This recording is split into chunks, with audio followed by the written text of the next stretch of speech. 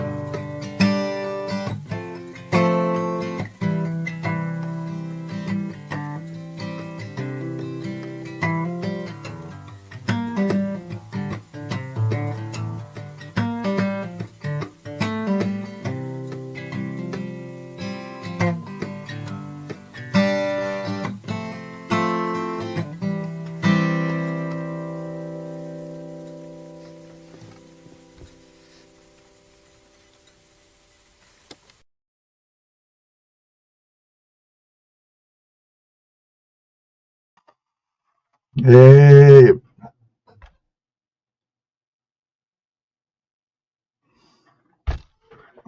guess I'll be blurry for a little bit, everybody. Come on, camera, work.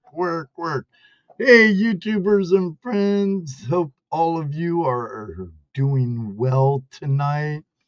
Those who got snow, shoveling out, and sorry, my camera's bugging me.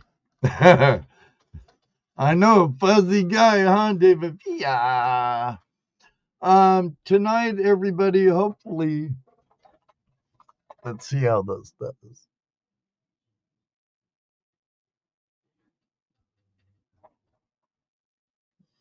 Maybe that worked.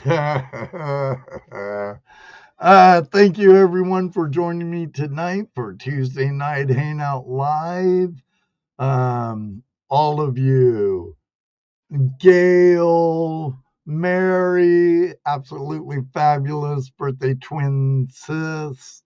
Love your hugs, girl. My name is Mary, and I got AAA stickers in the mail. Outstanding, Mary. David Villa, Alaskan Assassin Adventures. Mamabird's in the chat, along with Gentleman Prospector. Jim, Shannon, how are you? Miller Outdoors. Jason, hope all is well. Joseph, Moon's over Miami. Eric, Miles, good to see you. Mark, welcome. Mark the Sneal Detectorist. Did I say that right? I don't know. Chew, know what's funny, Chew? Whenever I see you, it's always good to see you, but I always think, Chew. Crazy, huh? Crazy. The Canadian Hillbilly, good seeing you, Kevin. I hope when you pan out your stuff from the claims, it comes out very nice. That pun was intended, like I said in the room. Sorry about my horse. And you know me, the show must go on. I've had a terrible cough all last week. Judy, my better half's been taking very good care of me, so I'm definitely feeling better and coughing less, but still have this horse. Why Gold, good to see you. I hope everything pans out for you and Swifty. Martin's Treasure Hunting, good to see my Canadian friends in here. Mega Silver Stacker in the house. Aloha, mahalo, brother. All things country, hey. You have a horse? No, I am a little horse, Martin.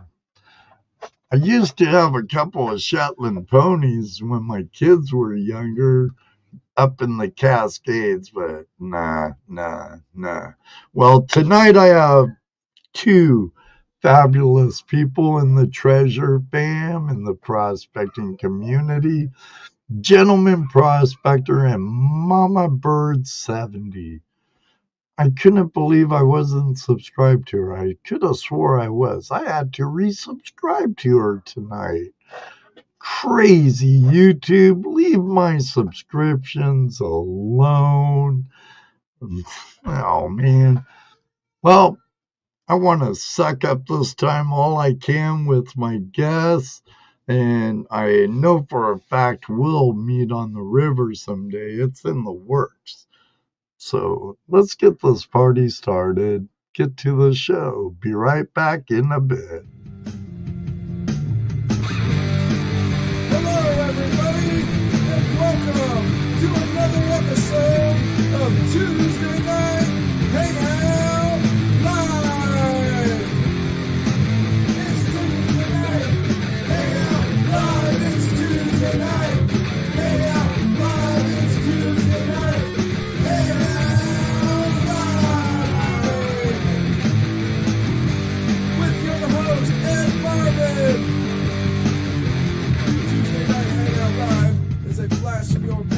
production.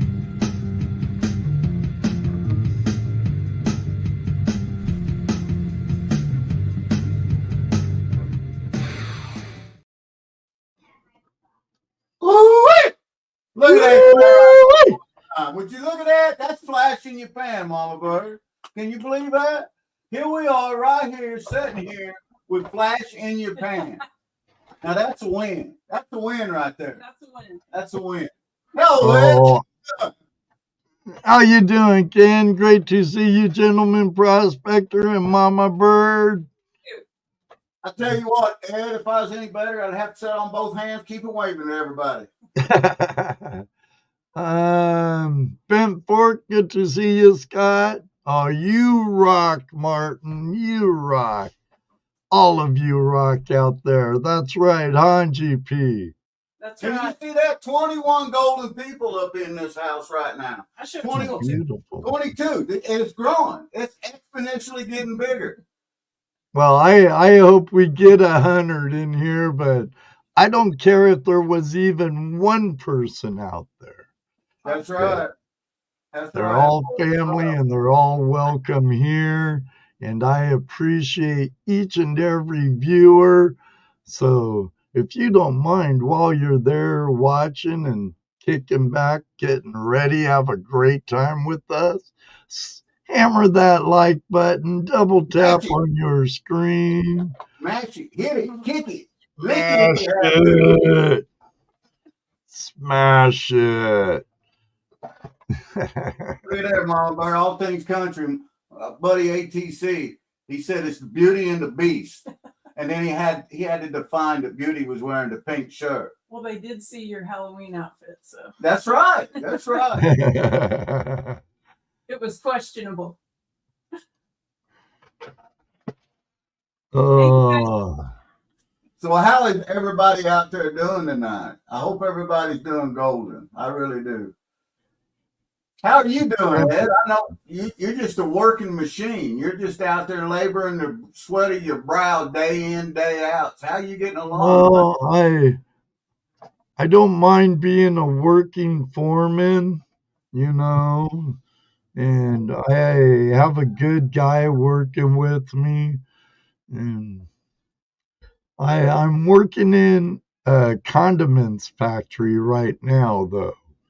We're remodeling their quality control lab, and they do like all kinds of ketchup and several brands of barbecue sauce. Oh, that reminds me, I got a bottle of barbecue sauce in my truck that was given to me today. Awesome. I better get that out of the truck. David Village said he's more than good. He's gooder. He's gooder? That's much more gooder, David. Gooder, more than good. I'm gooder. That's right. Bien, mi amigo David. Via.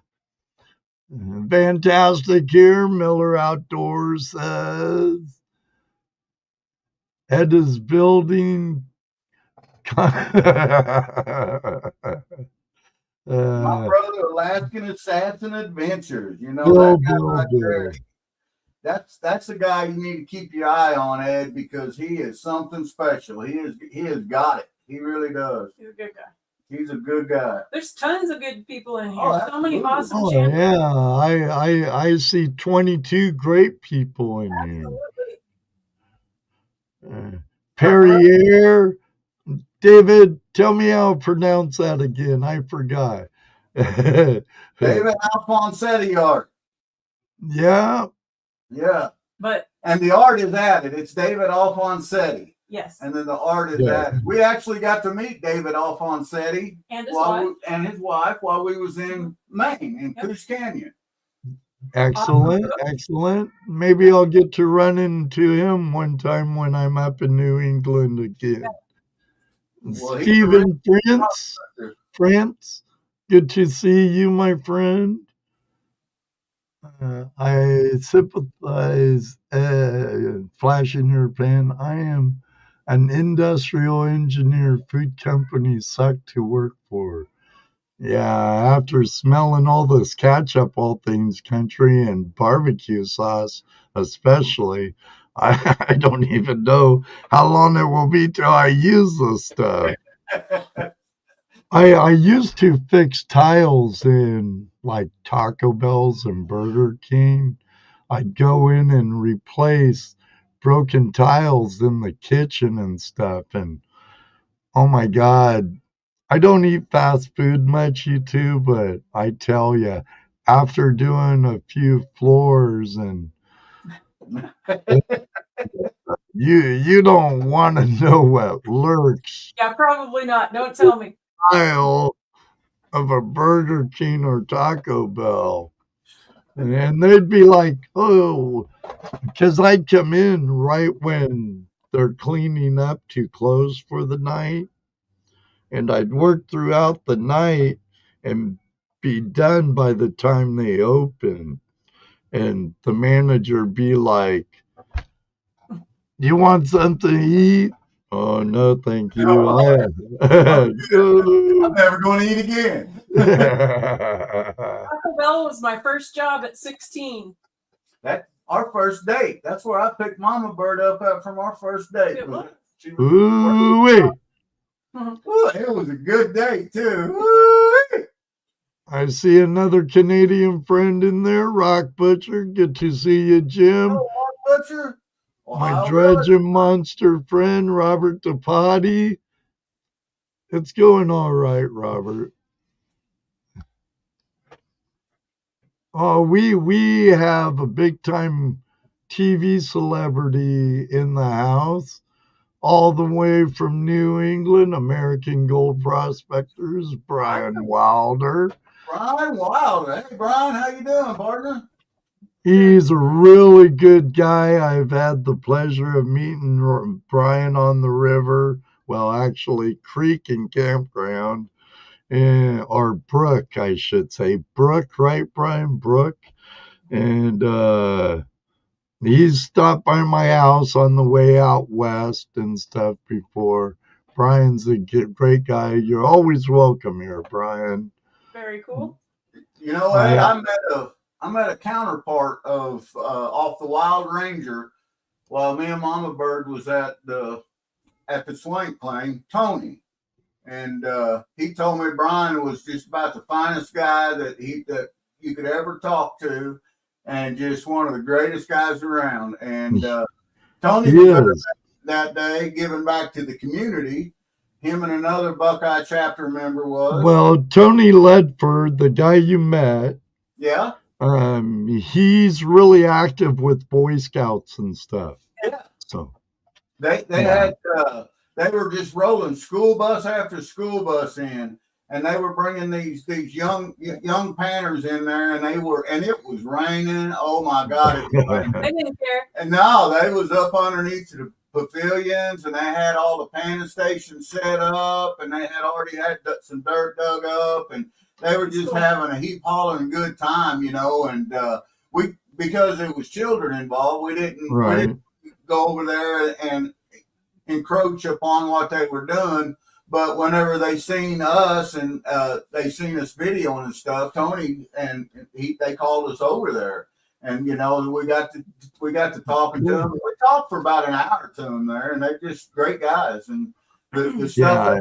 It was just amazing the way they were giving back to the community. I mean, it really made me really look up to the Buckeye Gold chapter. I'm going to tell you. Yep. The Buckeye chapter is a great chapter of the GPAA. And Tony, he actually has been with me and Toledo, Jess, and Dano a couple of times when we do panning demonstrations for Boy Scout and Cub Scout troops. That's awesome. He'd bring the pay dirt and the pans and stuff, and we'd all demonstrate and teach them. And if they're like, can we do we get to keep this gold? And I'm like, we'd be like, no, this is our demo cons. We use it for demonstrations and take of that prospecting project. But our friend Tony right over there, he has pay dirt you could take home with you and That's a awesome. pan or something else. He's our friend from the Buckeye chapter. Yeah. We've collaborated. Buckeye chapter has been a fabulous friend to my channel and myself for many years. That's great. Well, I can tell you what. I don't care who you are. Now we are GPAA members and have been for a long time, and you know we always will be. We're life members with them, and but I tell you what, I don't care who you are. The Buckeye chapter, you ain't gonna meet any nicer of people. Good group of prospectors and friendly, and they'll even point you in the right direction. They'll even tell you where to go that you can find the best gold at.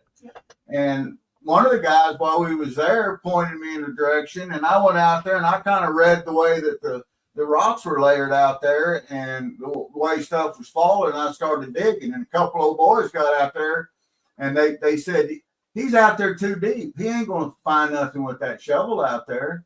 And that old boy, he said, just watch him a minute here. And it wasn't, 15 minutes, I come walking out of there with a big old picker off in my hand. And then he was nudging and going, I told you this guy here knew how to do it. It's there. It's there. It's absolutely there. That's a fact. Does that replenish? Hi, Lisa. Yeah, we'll get flood gold and stuff coming in off the fields and tributaries, and it will replenish. So it is a controlled river, though. They do have a reservoir upstream, the Clear Fork Reservoir with the dam, along with Pleasant Lake down below. But it still gets high. It still floods because, sometimes they're forced to open the dams. Yeah. And a lot of times the flood gold is pretty good. You just work a big footprint and only take about the first 8 inches. Yeah. Exactly. Yeah. And Mama, I want to tell you, I'm not too much of a man to be honest here. Mamabird kicked my butt there. She found a half again as much gold as I did. And 90% of what we found was all flood gold, but she got into a deposit of it that second day we was there when it was raining so hard. And I tell you, them pans that she was pulling out of there, they were full of that shiny. And just this amount of space made such a difference. Oh yeah. Because I thought, well, if I'm good here, and as it started to get a little less and less, I moved one way or the other and got nothing. It was just concentrated in that one spot. I just lucked out. Okay. Well, gold's a funny creature of creation, and prospecting's a game of inches. Absolutely. Yes, absolutely is. And what? True, gold is where you find it, but it's a game of inches. And we do this all the time. Our very favorite thing is that when you pull it out, you're the first set of eyes to ever see that. How cool is that? That's right. And I agree. Even though like metal detecting and relic hunting and stuff is really cool and awesome, especially when you're finding nice goodies people lost.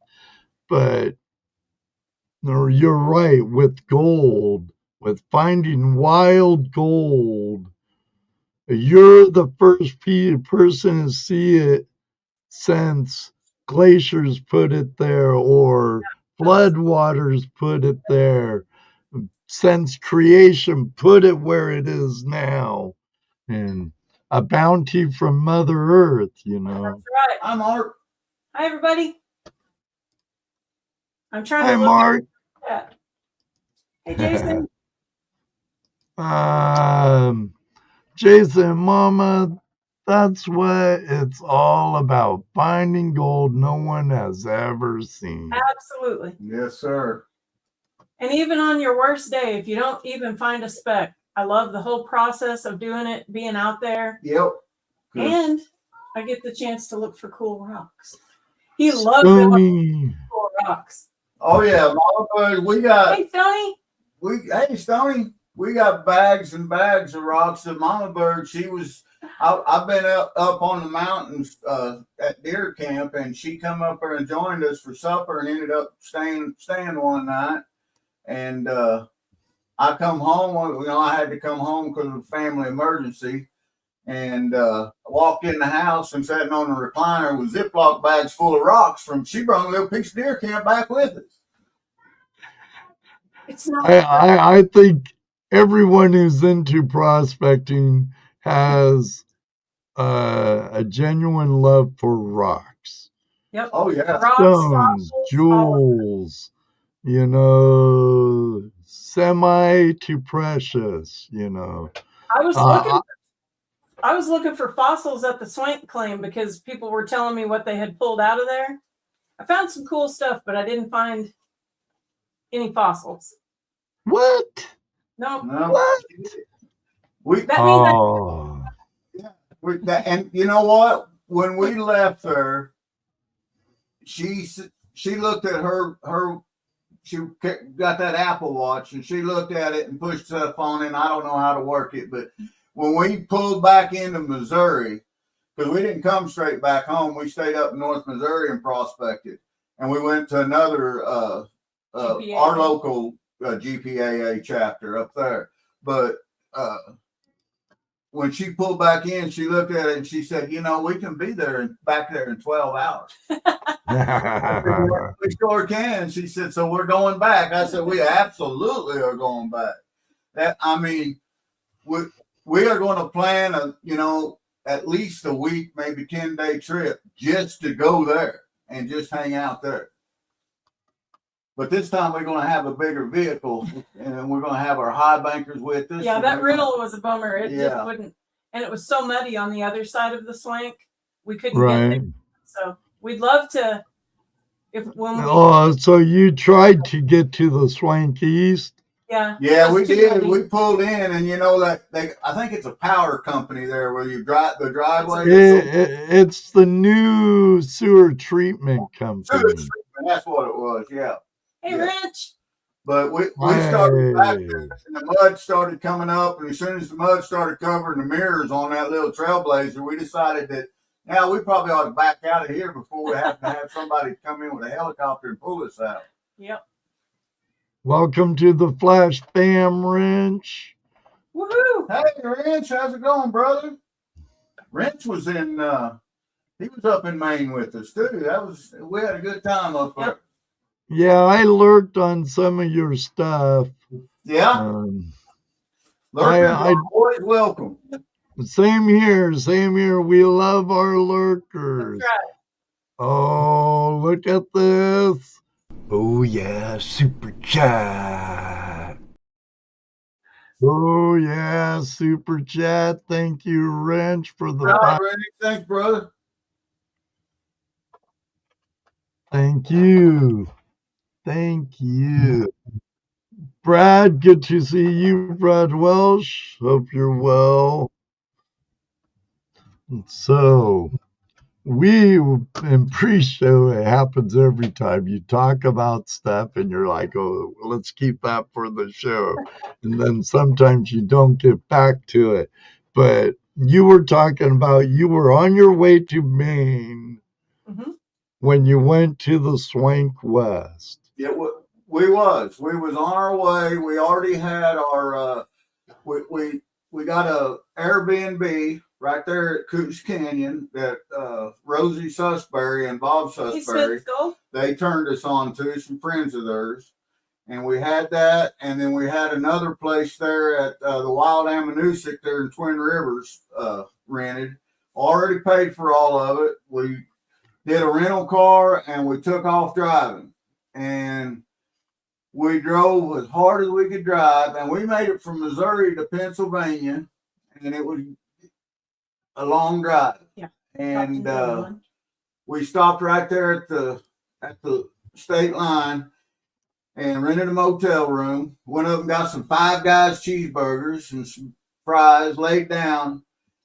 And when we rolled out of bed that next morning, Mamabird, I don't know if she was just looking at me and could tell that I could hardly walk, but she got out and she looked at me and she said, Dad, I don't want to go no further. I don't want to go on. And I said, oh, thank God you said that, because I want to keep going. She said, what do we do now? And I said, we just came through past Belleville not too many miles ago, and I know there's a GPAA claim there. I said, let's go back and just spend 3 or 4 days in Belleville. So first thing we had to do was find a post office, because we was committed to the Nutmeg Prospector and to the Hip B Explorers. We had all kinds of giveaways and prizes that we was going to this event to. So we went to the post office and we overnight aired everything to them just to make sure, hey, Jason, Flower Gold Wizard, just to make sure that it would get there on time. And we called them up, and it actually worked out because Bob and Rosie was unable to get a place there at Twin Rivers in New Hampshire, their Bath, New Hampshire. They was unable to rent a place. It was all booked out. So we just let them have our rental. That's all we did. We had a big cabin rented there, so they took that over. And Bob had just got out of surgery, so he needed something, a nice cabin, and it was really nice.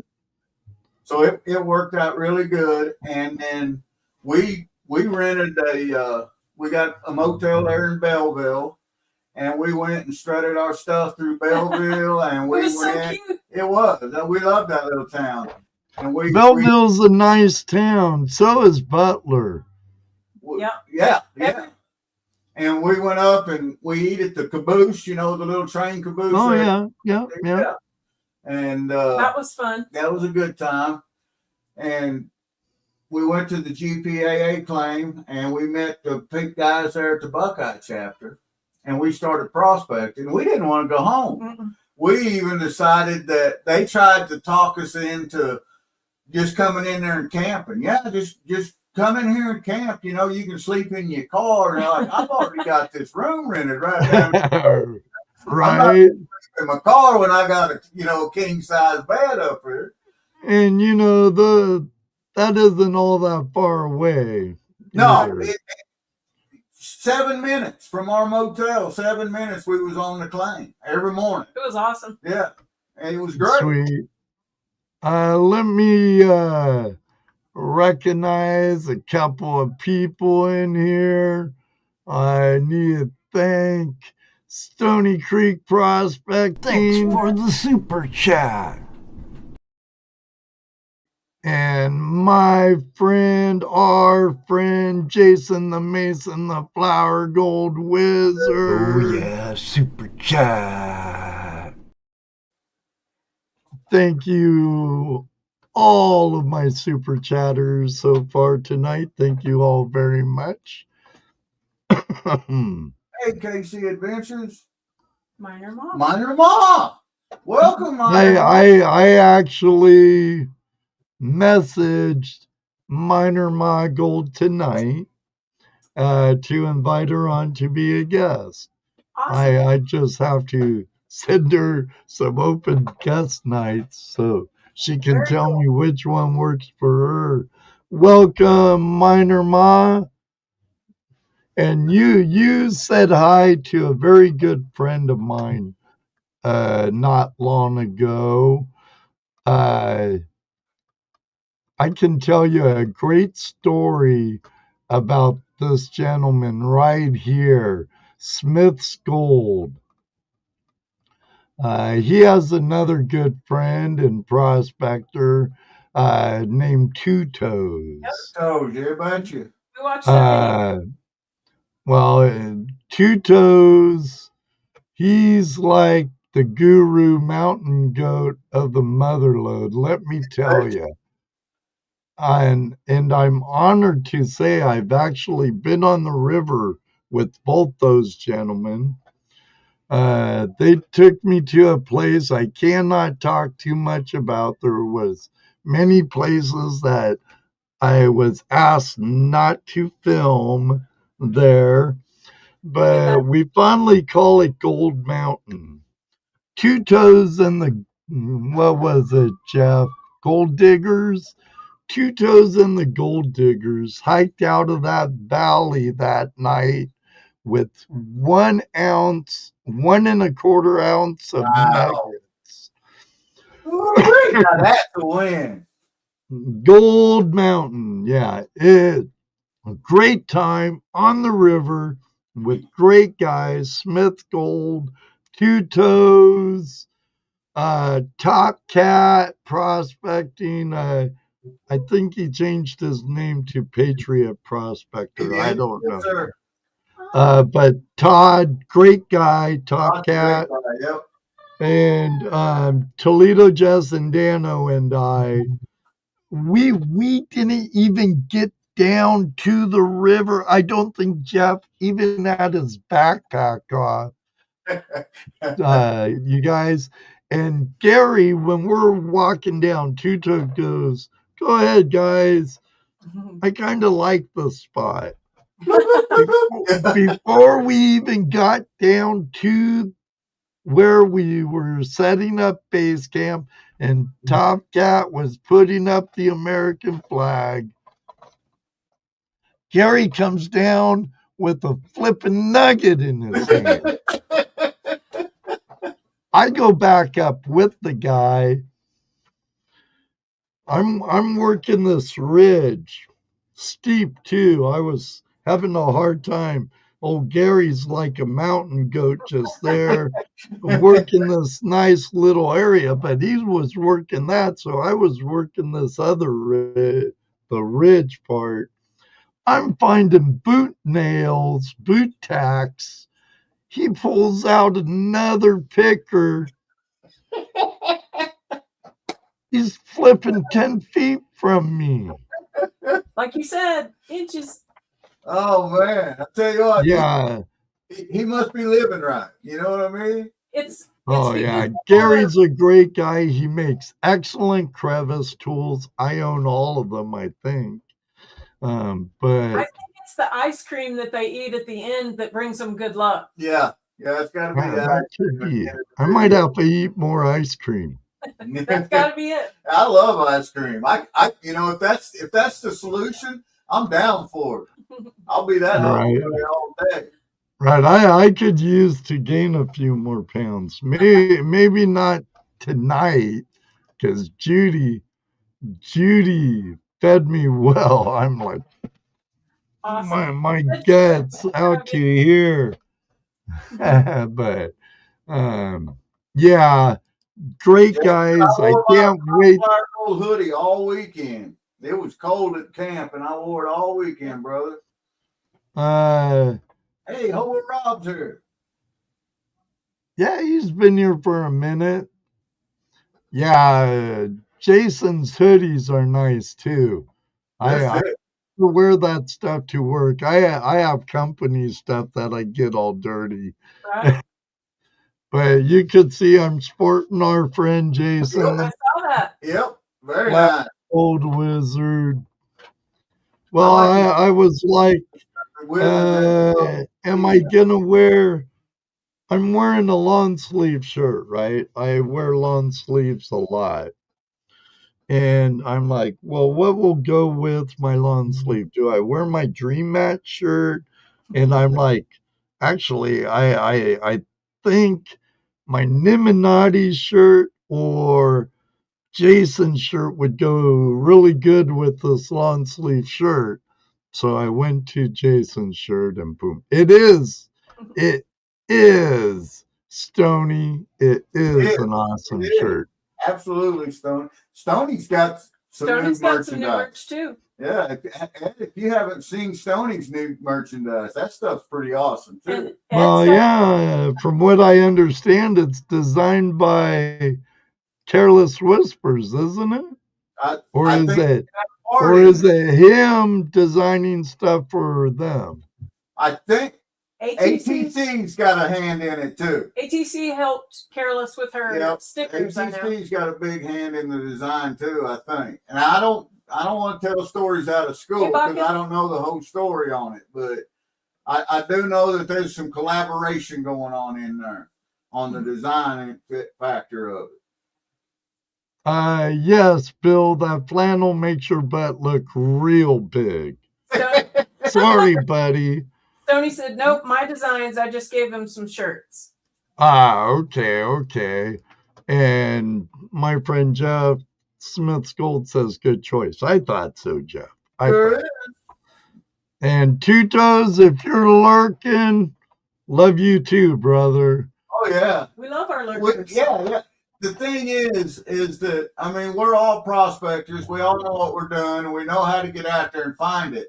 But every time I watch you, Ed, or I watch Gary, or I watch Smith Gold or Flyer Gold Wizard, I still take something away from that. And, I still learn. And I love that. I love to be educated on it. And that's what it's about, just the knowledge that everybody that brings together. And it's great. I mean, I just love watching all you guys. It's amazing. Everybody has their own spin on it. Right. Has their own spin on everything, Mamabird. Now, I've been prospecting for a while and still learning and love it. Sure. How long have the two of you been prospecting, and how'd you get into prospecting?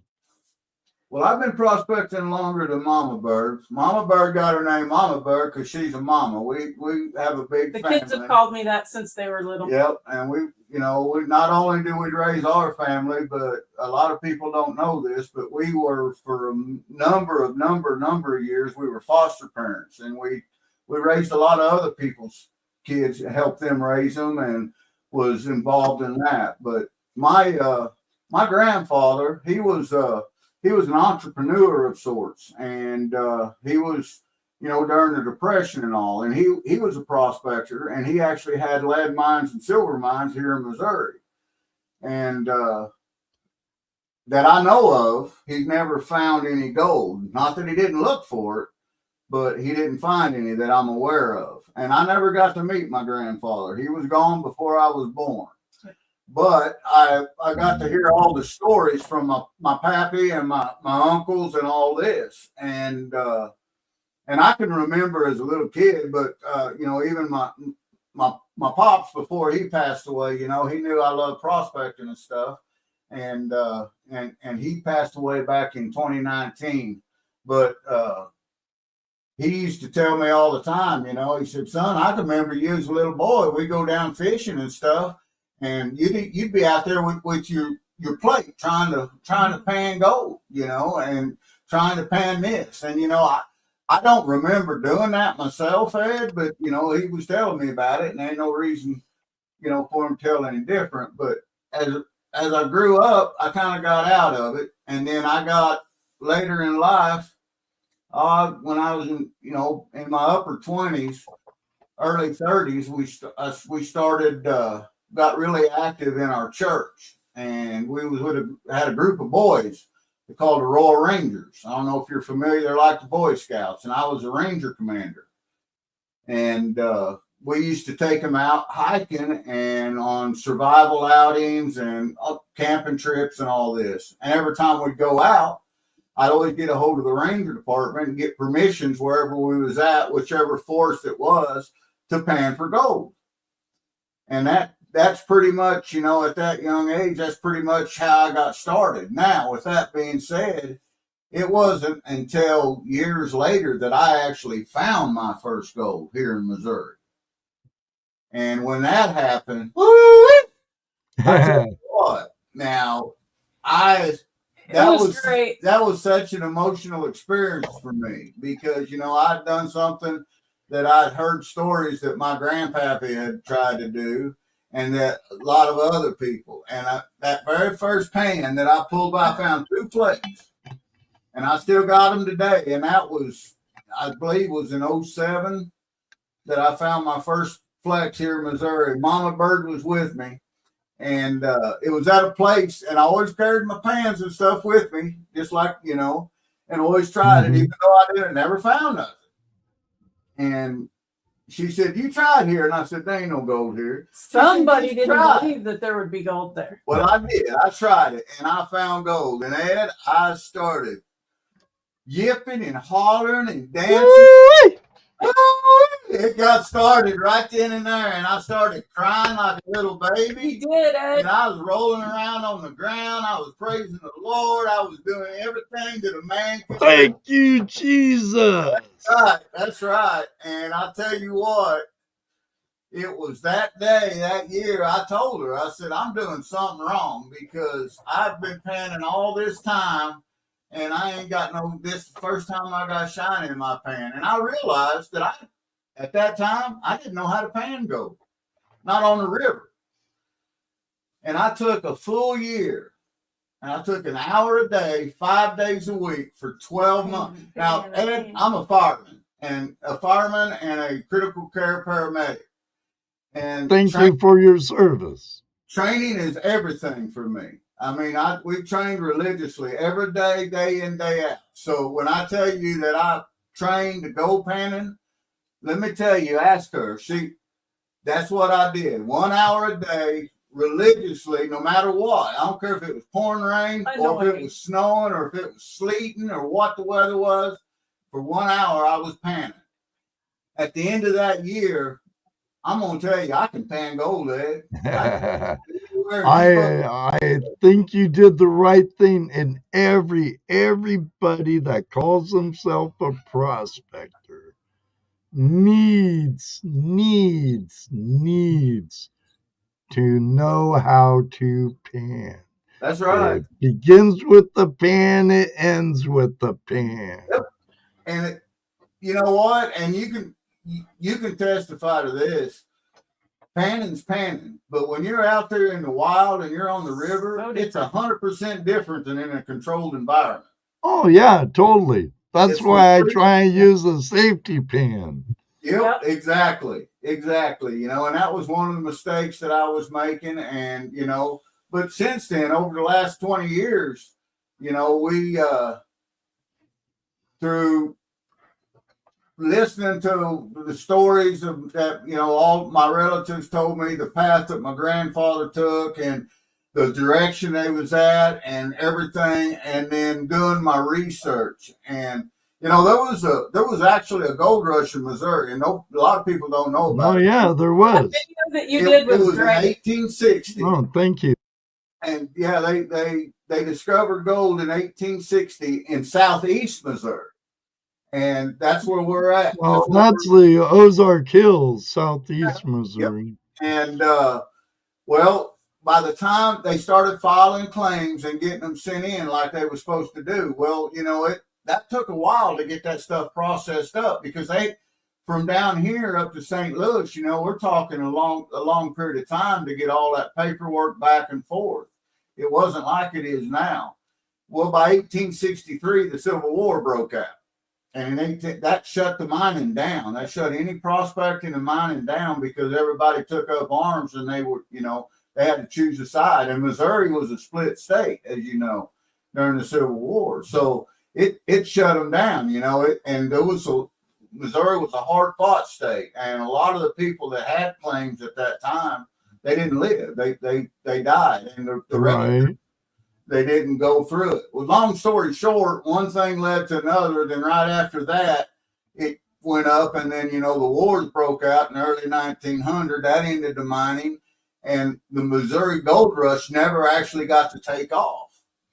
Well, that's a good thing for you because I've seen some of the pretty stuff you pulled out. That's exact, because the places that we were finding, and over the last, I don't know, 6 years, 8 years that we've hit is virgin.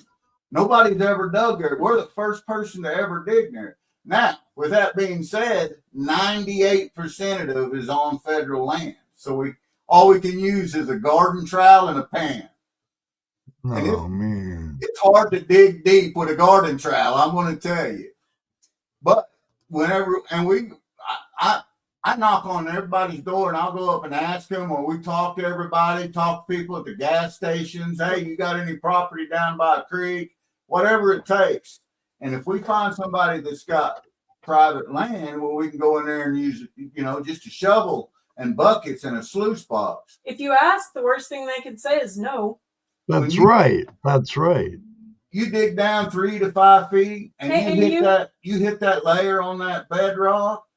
Ooh, it's crazy, isn't it, Mama Bird? So we ended up with all this gold. We started gathering it, started collecting it, and started keeping it.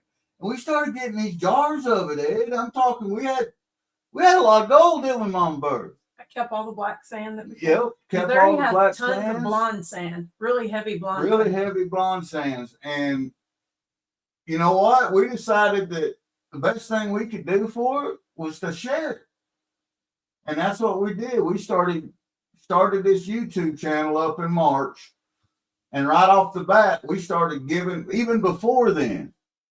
Well, I know I got a package in the mail from you. Yeah, exactly. And that's what it's about, sharing love, you know. And for us, that's the reason that we do this, is to share the love, is to spread the words, to get the people out there, to get the young people out there, to get the older people out there, to get everybody out there, get them involved. And, you know, we're having a lot of fun doing it. Let's put it that way. Well, it's such a great activity. It gets you out in nature, out in creation. You have water therapy, especially if you're back to the basics. Yep. A pan, a sluice, a yabby pump, you know. Yep. Even though I do like dredging and high banking, but there's times when I don't want to hear the roar of the engine, and I want to just listen to the tranquil water. And one pan at a time. I absolutely love the sound that the water Hey, makes Tomcat Josh. riffling over the dream mat in my Bigfoot sluice. I'm not, I don't have nothing against any other sluice, but just there is a specific sound. I can tell when my sluice is running right just by auditory, just by that sound, you know. And because you can hear it as it goes across the big old deep ripples. I seen Hobo Rob said he had some Missouri gold. Now, yes, you do, Rob. You certainly do, Rob. I do. And you know what? That's our goal, is to at some point, someday, is to make sure that all our friends get a little piece of Missouri. And I'll tell you, I seen him in there earlier. If it wasn't for 2 channels on here, well, I would have never kept going on this show, because my first video I put out is the absolute worst thing anybody ever tried to watch in their life. Oh, no. You haven't seen my first video. No. I'm telling you what, it was sour thumbs down. I mean, and, you know, I put another one out, and I was talking with, and the Hit Me Explorers are the one, Wes Perron. Oh, Wes and Thomas? Yeah, he emailed me, and he said, Ken, you ought to try this. You ought to, you know, because he knew we were prospectors. He said, you ought to try making your own videos. So I did. With his inspiration, I tried to make them. Right on, Wes, Thomas. Well, I was going to bail out. We started it up this last March, last spring. And by the 1st of April, I told Mamabird, I said, I this ain't for me. I'm no good at this video, and I love prospecting, but I'd forget to talk to the camera. I kept knocking the cameras over, or I'd mess something up. I'd delete my footage. It was horrible. And I was telling all this to Jason. Yes. Been there, done that. Well, Jason emailed me when I told him all this, you know, that he said, Ken, stick with it. You're not as bad as you think. And he said, there's something about you. You got a charisma that people are going to want to hear you and listen to you. Jason's right, Ken. And Jason had not done that, told me that, I wouldn't be here now. And here we are now, 7.5 months later. And you know what? I'm loving it. It's great. We're having a good time. And there's still horrible videos, and I still don't know what I'm doing out there, but I'm having fun. So, and that's all. Do have fun. And I don't want to do it anymore if it's not fun. No, that's just it. It quits being life's too short, Mama Bird. Life's too short. For sure. If you don't enjoy it, you're going to get burnt out on it. Yes, YouTube's work. It's a labor of love. Is anyone's first video any good? No. And like I've heard many places, it's a marathon, not a sprint race. And do what you love, share what you love, and we're our own worst enemies. We're our own worst critics. Just sometimes get it out there.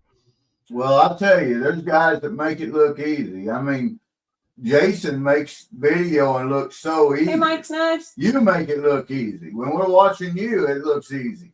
When we're watching Tom and Wes, it looks easy. When we're watching the Flower Gold Wizard, I mean, he makes it look so easy, and there's nothing easy about it. I'm going to tell you right now, you have to be systematically aware all the time that you have an audience watching you. And I forget that sometimes. Here, when we was at No Tellin' Creek, it was 95 degrees. No Tellin'. Yeah, It was so No hot. Tellin' Creek. It was 95 degrees. It was 98. Yeah. I like that name, No Tellin' Creek. And I'm sluicing this, and I just get down to the bedrock, and I take my yabby pump, and I suck up everything off the bottom with my yabby. I dip in that bucket, and the first scoop that I put in there, the very first scoop, the whole indicator mat just lit up with gold. Ooh. Oh, yeah, baby.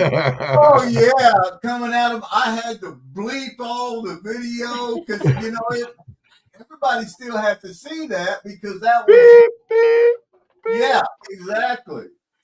But, it, Right. you know, and the thing is, when you hit a deposit like that, and you can tell them too, it's your last time's just like your first time. It's just as fun. You know what I mean?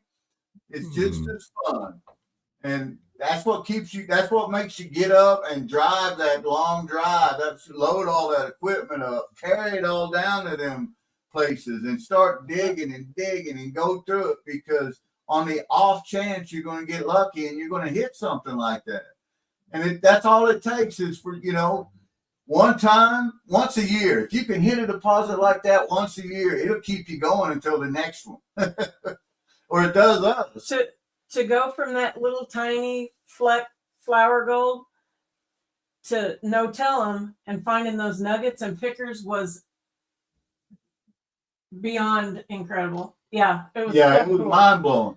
It was mind blowing. We were like, nobody's never gonna believe this. We're like, wait, And we videoed it. we have got so many places already stacked up to go to down there on this creek. And I mean, the people down there where it's at, they're helping us. They're like, come over to, you know, I got land. You can come over on my land. You can do it over here. It's like, okay, absolutely, we'll do that. So, you know, and that was one of the reasons we wanted to do when we did our subscriber appreciation day back in. That was a blast. And we got with a local down there. He got us permission on a beautiful place, on a beautiful creek that we went. That him and I went and tested.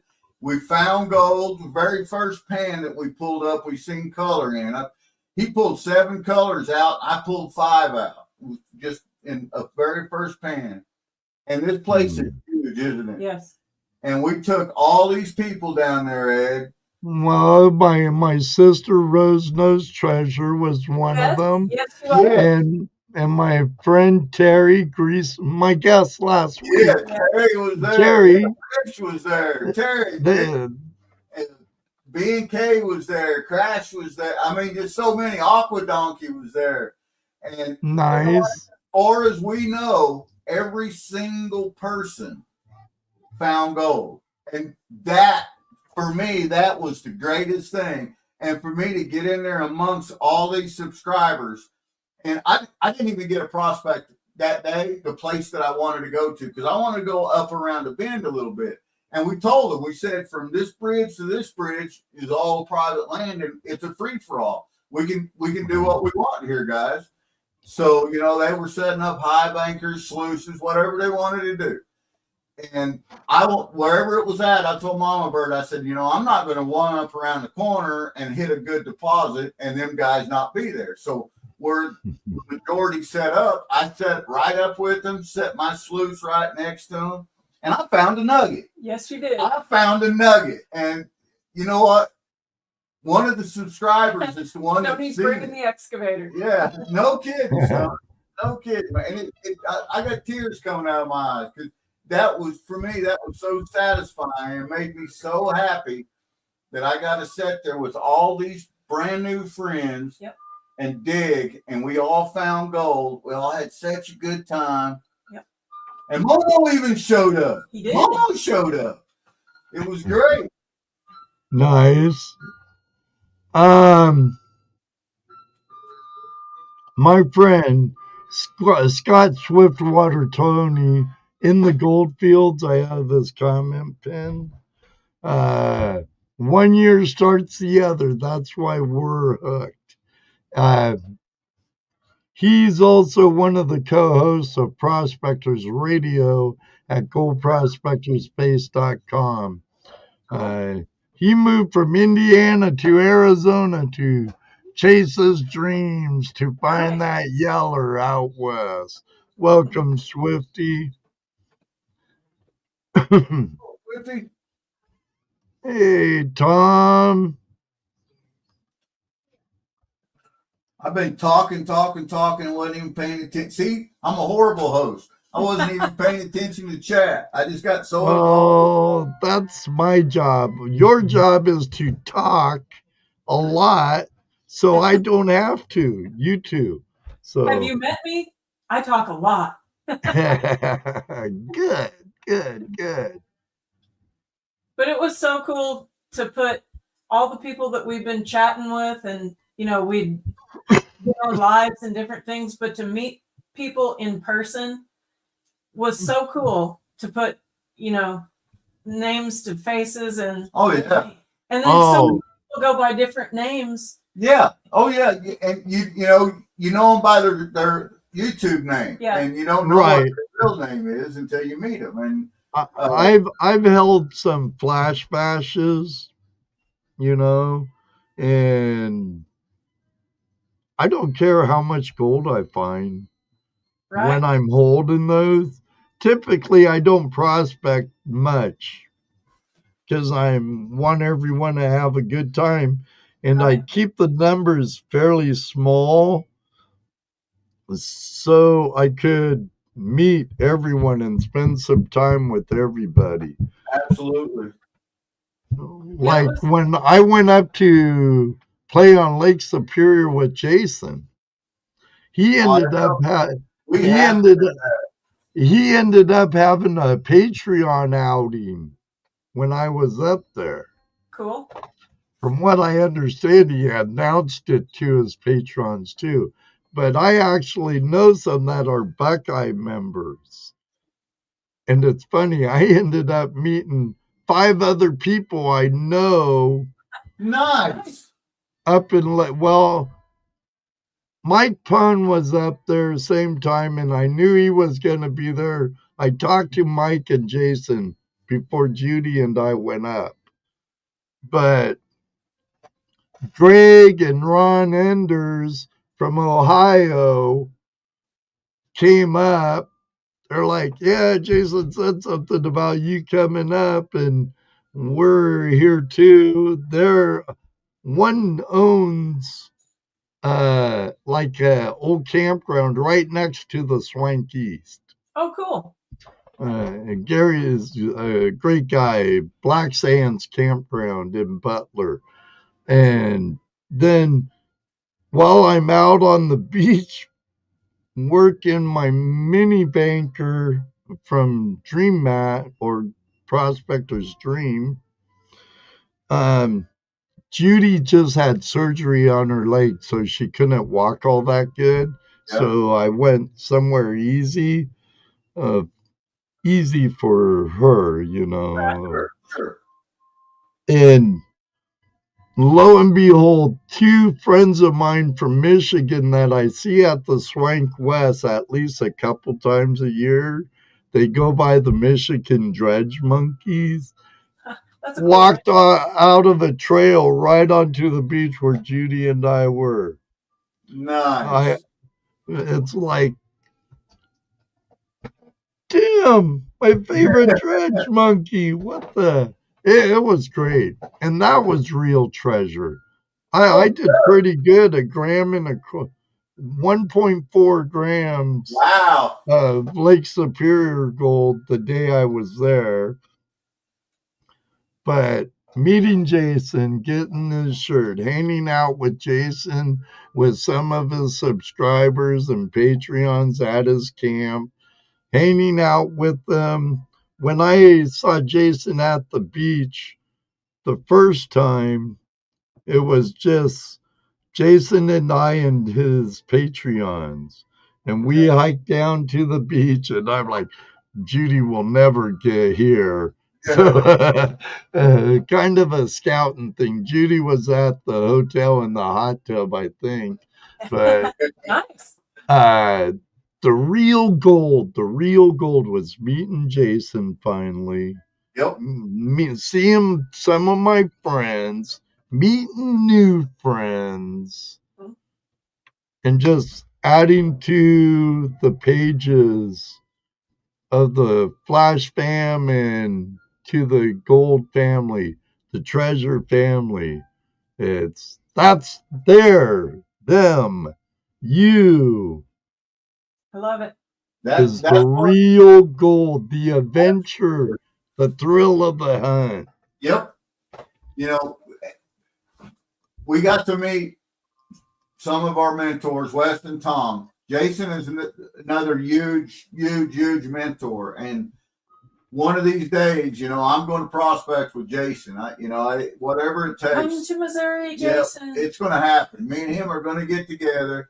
We communicate quite a bit. And I think that, you know, when it comes to prospecting, Jason hung the moon. He's great at it. And I want to prospect with him. We went to. He is the flower gold wizard, but you know he likes hiking in like 18,100 miles. We'll get along good, won't we? So, I mean, he likes to do things the hard way. Oh yeah, it's got to be hard, rough, and tumble. But hey, Dylan Miller Prospecting, just popping in for a second, but a huge hi to Flash in Your Pan and his guest, Gentleman Prospector and Mamabird. Thank you, Dylan. I had the pleasure of meeting Dylan awesome too. A couple of years ago at Cottonwood Trails Gold Camp. He was there for Freedom Fest. I got one of an autographed gold pan from Dylan. It's in my shed. Very nice. Chris Roberts, good to see you. Mike's Knives, good to see you. Hey, Mike Knives, how buddy? We tried to get Dylan to come to our subscriber appreciation day, but he just don't do the riding very much. He don't like the drive, just gets him down, so he wasn't able to come. But maybe next time, Dylan, or maybe next time we're up there, we can come see you. But hey, Chris when Roberts. we went to Maine, we got to meet and talk to. Mamabird even got to dance with Wes and Tom and I got to do Rosie. a gold dance. We got to meet Wrench for the first time. Heath Doty, Buddy Biggs. Heath Doty's a great guy. I've had the privilege of being with him a couple of times. All great guys, good prospectors. And then several of them come down to Missouri and prospectors with us here in Missouri. Well, Dylan says maybe next time. He had a cool little attachment he made for his nugget bucket. It inspired me, Dylan. I made my version. Nice. Very nice. It's thank you.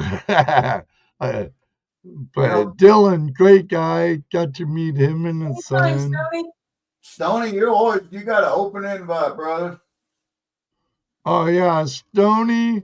If you ever come out here, if I'm at home, you have a spare bedroom in my travel trailer. It's nice. We could go to the creek, come to the Swank West to meet me, bring the tent.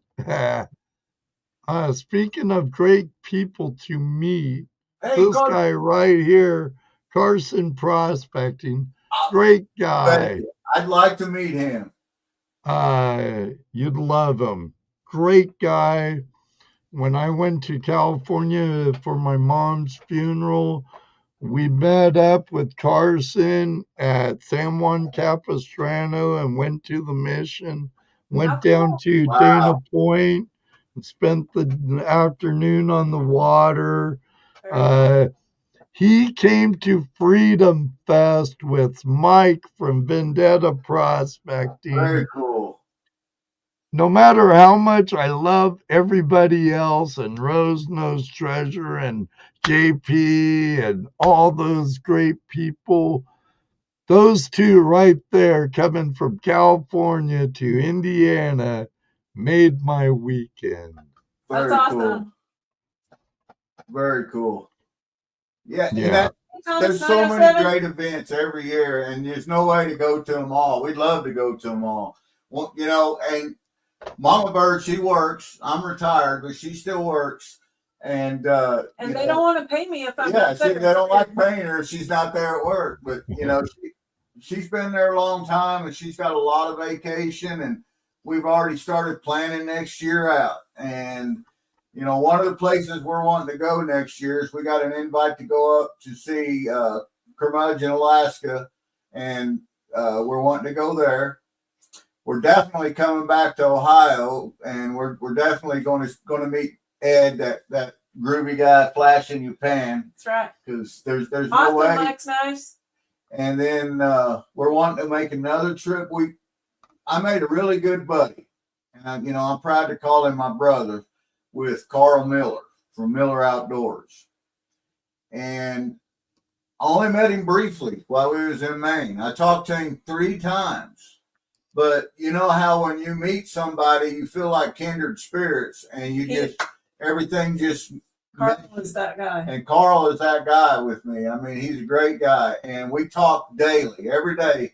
Every day since we've been home, we've talked every single day. And, you know, he's like a brother to me. And I'm going to go back. Whatever it takes, we're going to get back up there, and I'm going to go prospect, because I didn't get a prospect with Carl. I just got to talk to him. Yes, it would, Triple A. So I'm going to prospect with him. And there's a couple other places that we're wanting to go. And we're going to try to do another Appreciation Day here in April. Oh, nice, nice. Springtime. Mind if I address Mike's Knives? Go for it. I don't see him in my StreamYard chat, so I can't highlight him for some reason. But he says, doggone it, GP Mamabird, if you don't know, I'm going to do a 250 subscriber giveaway. If I hit 250, would like you all to get in on it. 3 prizes, still need over 100 subs. Hey, there you go. Well, Mike, I tell you what, we know you very well. You come over and you're in our lives all the time. We see you in Weldon Cary all the time. And our next live is next Monday. We had to cancel yesterday's live because we had a family emergency. But next week, next Monday, we're going to have a live. And we got some amazing stuff to do. And let's see how close we can get you during our live, Mike. I bet you we can get you there, buddy. We got this. We got this, brother. We're going to push the button on that. Yeah, the Yuba's another one. Hobo Rock. I really need to get there because I need to see Top Cat again. I need to see Bedrock Bennett. I need to see the Mining Hawaiians. And one of those Mining Hawaiians is Tim from Blue Lead. I fondly call the Hugh Hefner of the Yuba. Got to be careful with Tim, though, or you might catch him skinny dipping. So, what are you gonna do? but that guy, we were hiking a trail, and he's out looking over the South Yuba, and I'm like, man, all he needs is a night jacket and a big old pipe, and he'd look just like Hugh Hefner. So ever since then, I've been calling him Hugh Hefner of the Yuba. But I got to remember that. See, I want to get to the North Yuba Nugget Hunt. Yeah, a lot of my friends come down from Oregon. Damon, West Coast Prospecting, Otis Ferris, Matt, Hobo, Rob. So many great people go to that. Stoney says he's down for the skinny dipping. Oh, man. We almost went to the Yuba this year, Flash. We really did. And we had to weigh it out because she was getting low on vacation. So we was either going to go to the Yuba or go to Maine to Coos Canyon. And we decided to go to Maine. And I'm glad we did because we got to meet so many great, amazing people. And that is the most spectacular, beautiful place that you can lay eyes on, and the way the bedrock lays in that. Thanks, Stoney. He'll appreciate that. No, Rob. I had a sore throat and a bad cough for about a week. I'm actually getting better. So. Mary says the two Miller channels confusing. One's Miller Outdoors and the other's Miller Prospecting. Right. It's not confusing, but one's Dylan and the other's Carl. And they just both happen to be Millers. You know what? My grandmother's a Miller, so we might be cousins. There you go. Far removed. Hey, we're all family anyway. That's right. You got that right, brother. Speaking of family, there are so many people out there in the what everybody calls the treasure fam that we have learned so much about. We already magnet fished a little bit, but I've learned so much from watching people do that. And all of the magnet fishing and Brockton, all of the channels that do multiple things. That's so interesting to me. And there's the silver pouring. There's coin roll hunting. Oh yeah, coin roll hunting. Yeah, all of that. That's very intriguing. I want to try the coin roll hunting. The first time I watched these guys do the coin stacking and coin rolling, I'm like, look at this cat. What are they doing? They playing with dirty quarters. But there's silver in those rolls. Once I started watching. There's not intended for circulation. They're worth more than face value. There you can find key dates and errors, and then there's silver. Yeah, exactly. Yeah. And then when we started metal detecting, I thought, this is a piece of cake. I've got this. Oh no, I don't got this. That is so much better pull tab, nail. I am the queen of square nails. No. The Gold Bug too. And she has had this thing for years. And every single time, we go out, she'll go, will you help me set this up again? It's the ground balance. The ground balancing on the Gold Bug too. It gets to her. And it's not that once you get used to it, I love it because you can find such tiny little flakes with it. I did not know that. Miller Prospecting said that's how Klesh got to start doing live coin roll hunting. I used to watch Klesh's coin roll hunting a lot. Cool. I wish I would have won one of the Bitcoins he gave away. I'd be a pretty penny right now. Nice. Yeah. But, and that's kind of our thing we give a lot of stuff away.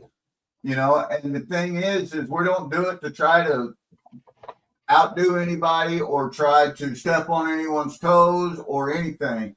It's just that we legitimately love to see and hear people's excitement when they get something. And we've always been that way.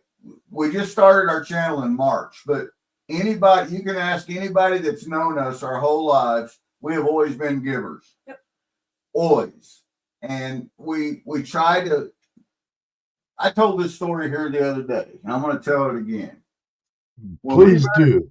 When we very first got married, 37 years, almost, it'll be 38 before long, years ago. We left the wedding chapel, and we're in our, I'm driving a 1978 Camaro blue, and it's got the cans pulling behind it and everything all, it's decorated up. My cousins all decorated it up, and we pulled over briefly just to stop there for a second. And I think what we was doing was actually just kind of smooching and making out a little bit on the side of the road. Well, this guy comes running out of his house. Wait a minute, wait, and I've always been that guy that,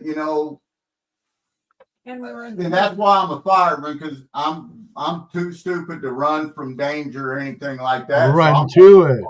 That's why you're a hero. You're not stupid. You're a hero. I shut the car off, and I get out of the car, and she's like, my brand new bride, what are you doing? I'm going to see what dude wants. So I walk around the car. In our wedding stuff. Yeah, I'm in my suit. I have to tell you, Flash, I was born and raised. My parents did the best they could. I had the greatest parents in the world, but we was so poor we had to eat the putty out of the windows. I mean, we was poor, man. But I told her, I said, we're going to get married, but I'm not going to rent a suit or rent anything. I'm going to own my suit. And I still own that same suit today that we got married in. And I think one of the legs still fit. But anyhow, this guy comes up there and he hands me a check. He hands me a check and he says, this happened to me over 25 years ago when we got married. A stranger would come up and give me money. And I swore that if I ever seen somebody I didn't know, strangers get married, that I was going to do the same thing. And he gave me a check and congratulated us. And for years after that, we went to their house. We took them Christmas cards, baked them cookies, all kinds of stuff. Still don't know these people from Adam. Because that was the whole thing behind it, was gifting to a stranger. It much like with the holiday things that we got going right now, much like the wise men gifted to baby Jesus, gifting to a stranger. That was the whole thing, and that's what we're doing. We are gifting to strangers. Although most of these people in the chat now, there's 35, 36 people in there. They're no longer strangers. I mean, I can see Rocky Mountain Prospector, Brad Hayden, Hobo Rob, AU Diver, Mary. We know all these people. We may not physically know them. Now, there's a lot that we do that we have met, shook hands with, broke bread with, and we physically know them. And some of them we may never get to meet, like Alaskan Assassin. You just highlighted it. This man right here is a great guy, and I call him my brother too, because we're kindred spirits. I mean, I know a lot about him that nobody else out there in YouTube land knows about, just from our communications with one another. And I can tell you that, we have walked a lot of the same footprints before in our lives, me and that man have. And he's good people. He's got a good heart, and it's as big as Texas is. I ain't going to kid you one time. And that's what it's about right there. Like you said, it's meeting all these people. I have to give you something from AU Diver. Yeah. There you go, Greg. But, and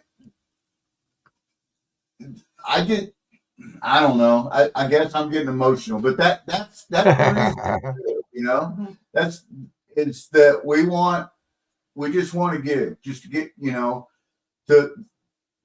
that smile when you opened your package, that little bag of GP dirt that you got, and that smile and that laugh, that historic, famous laugh of yours, that warmed my heart so much. You will never know, Ed. It did. I got a message. I got an email from Hobo Rob earlier today, a text message that said that he received his package and thanking me, and that warmed my heart. And I mean, that's what it's for us. That's what it's for. Exactly, brother. Stoney said, "Give me the house. I'll still take the house."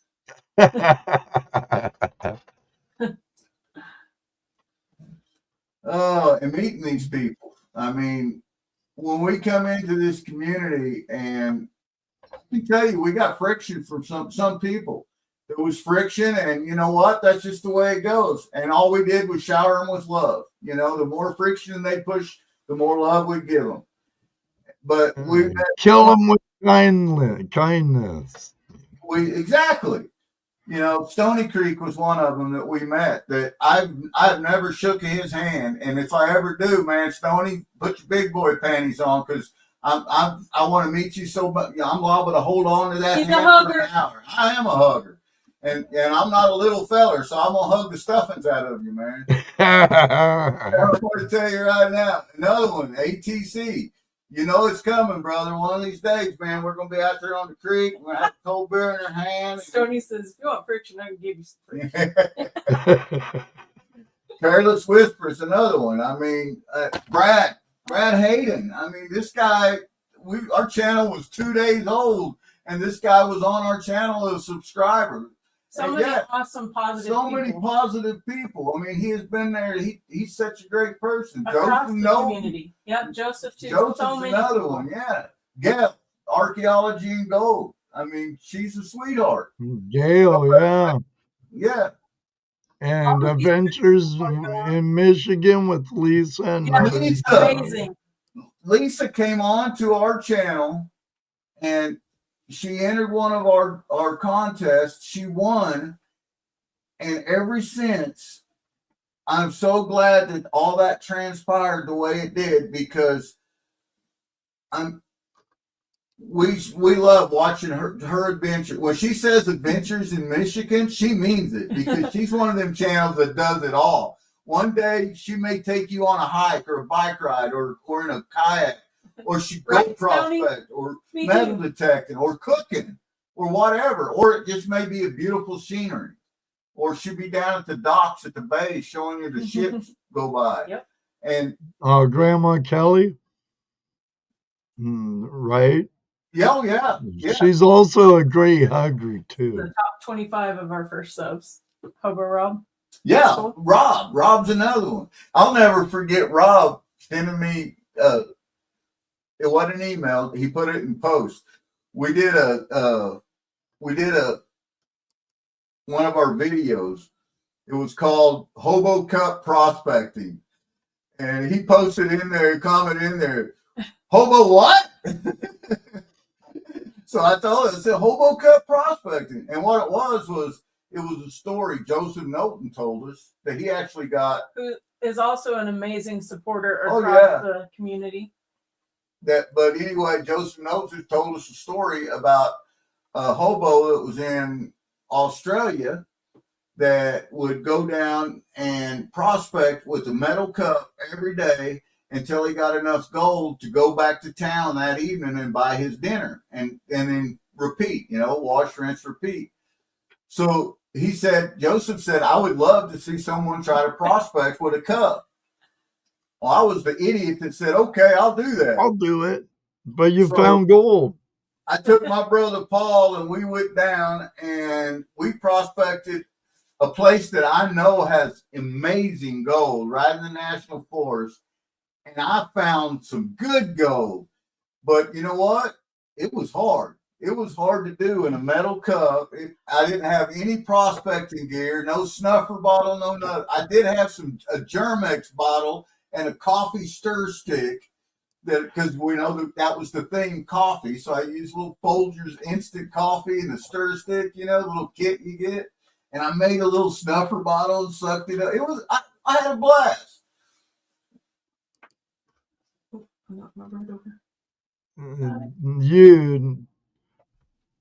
What else could I do you to find Find gold with a bottle cap. Yeah. Don't tempt me. I'll try it.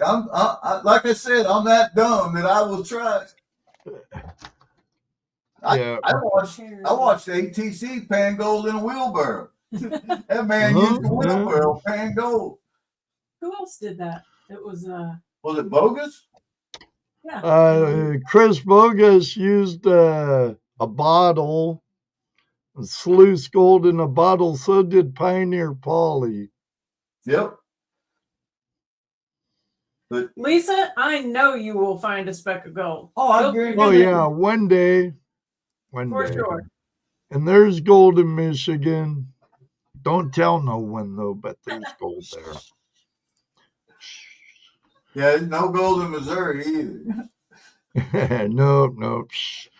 Hey, Or Ohio, California, Right. Virginia, Maine. New Hampshire, there ain't no gold up New England or Canada. 1 second. Good night, Raylan, honey. Love you. Night, Raylan. Granddaughter going bed. Hey, Careless. Her ears must have been burning. We were saying nice things about her. We wasn't were. Yeah, what's not nice to say about Careless? we? Right? Hopefully Aaron's there safe and sound. I messaged Aaron on Facebook a couple days ago, are you in Ohio yet? And I believe he is because I saw pictures. And Careless must have him really busy because he hasn't replied to none of my messages yet. That's a good thing. Hey, Yeah, have at it, Careless. You remember being a newlywed, you know what I mean? She said, Oh yeah. He's there laying next to her. oh.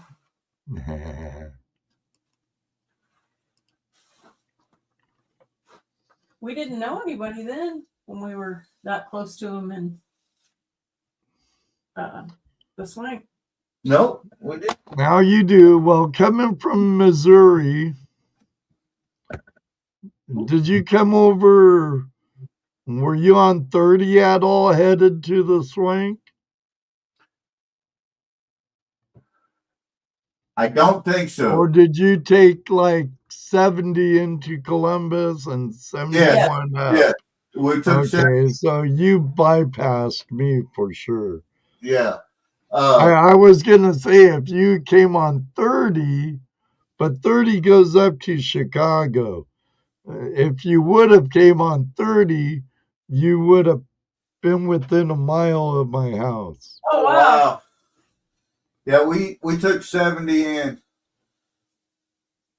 And you know what? It was actually a pleasant drive all the way except for Indiana. Indiana, like driving up a staircase on I-70. It was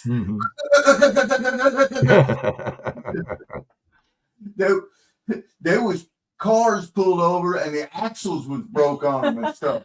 Lots of broken down stuff. So we did the whole car rental thing because, like I said, we was planning on going to Maine. The car we picked up when we got it had 46 miles on it, brand new. We was the very first people to ever rent this car. Had 46 miles on it. When I turned it in 2 weeks later, it had 4,700 miles on it. Awesome. Yep, but we went everywhere. Sounds kind of like the car I drove back from California 2 years ago. Drove it out of John Wayne Airport with 9 miles on it. Wow. Drove it all the way home. Thank you, Southwest, for canceling all those thousands of flights. So, yeah, and that's just it. When we went to Maine, we told everybody we're coming, but we're flying this time. So we flew into Bangor. And then it was still a 2-hour drive from Bangor to Coos Canyon. But it was a nice drive. It wasn't a bad drive at all. And, a lot of it, when we got down towards the mountains and stuff, reminded us of southeast Missouri here. until we got into the bedrock. The bedrock there is completely different than our bedrock is. Oh, wait, we have someone gifting 5 membership. Gosh! Nice. Cat Josh, thank you very much. Woo! Hey, Paul C's in here. I didn't see him either. Aaron's in here. Golden, where you find it? Yeah. Oh, that's awesome, Jason. Moto money. So you're gonna love that. The doobie vial. The doobie vial? Oh, nice. Get a new bike, moto mining. Sweet. That's right, Careless. Get on it, Lisa. You need to get big. You legend. Hey, Lisa, did you see our Christmas tree decoration? Does that look familiar? That came from Adventures in Michigan with Lisa.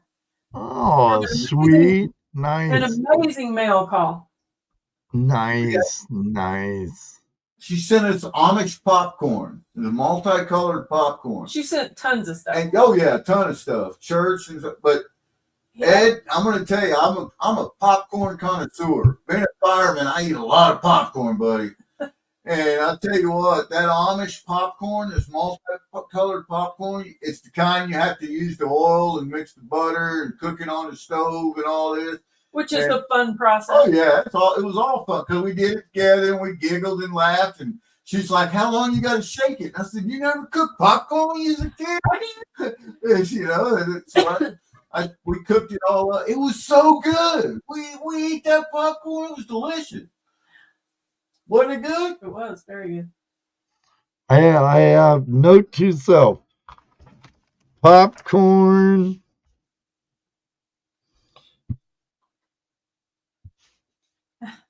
For GP at Swank There you go. West. Whenever we were, like you said, it was about a 2-hour drive from Bangor to Coos Canyon. And then we got hung up in these little tiny towns where it took us, and they were doing this construction. It was 20 miles an hour, but it was just dead stop. So it took us quite a while to get there.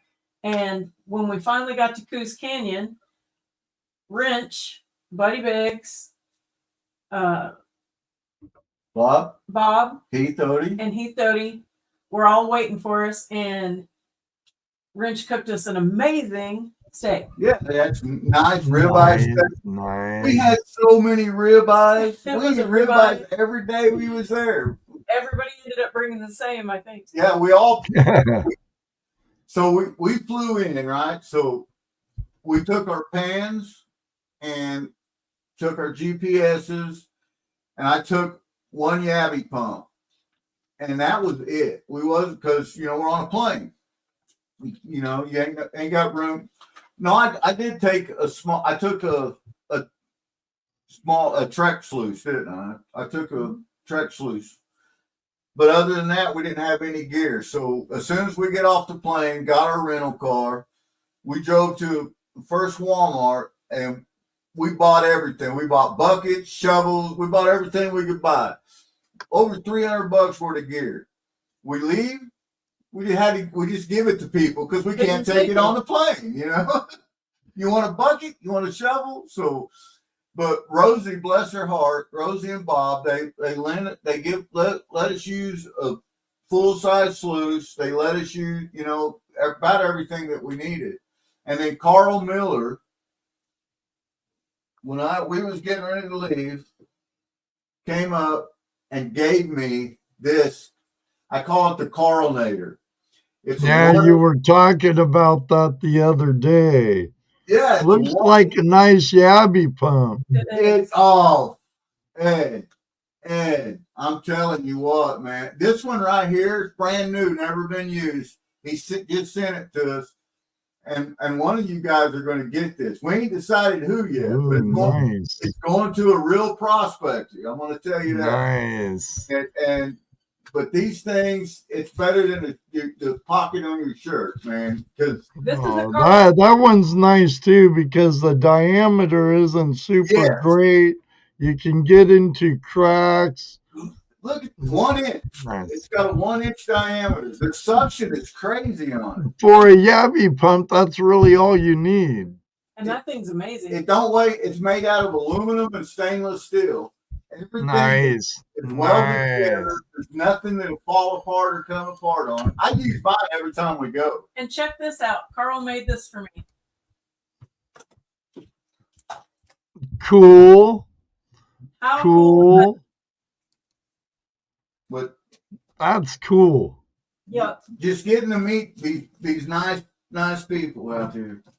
And Stoney asked a question a while ago. He did. We're just not ready. Yeah, we did, Stoney. I'll be honest with you. And I'm gonna look you right in the eye when I tell you this. You gotta believe me. I have and there's nothing wrong with it. So please don't nobody take this the wrong way. It doesn't mean that we won't in the future. Yeah, someday, 20 years down the road, maybe.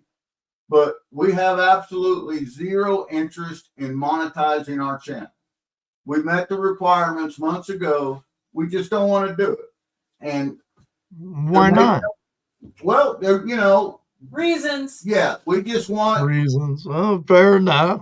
Fair enough. Yeah, for us, we wanted about just for us about being, giving, and we want to push that point, And there may come a day. There may come a day that we say, hey, you know what? We're going to go ahead and flip it and we're going to monetize if we stick with it.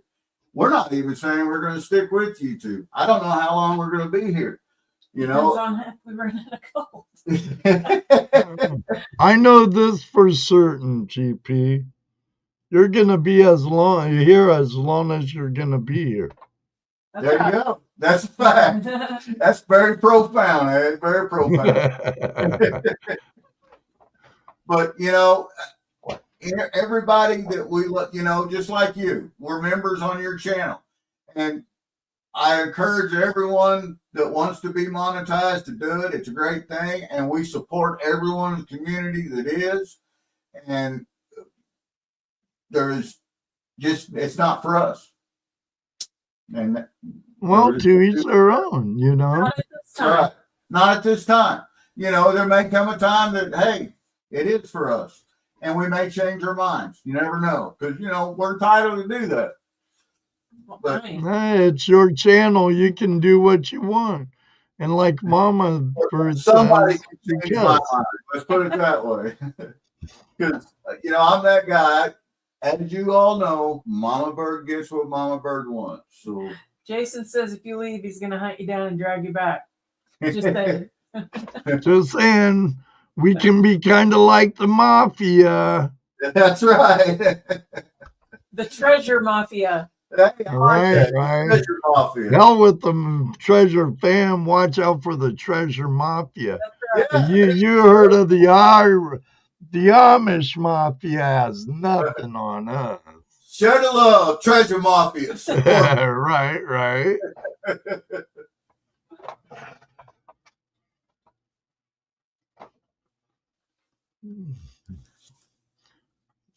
Jason or Stoney's like totally are was just wondering. That's right, Gail. Well, Hotel California.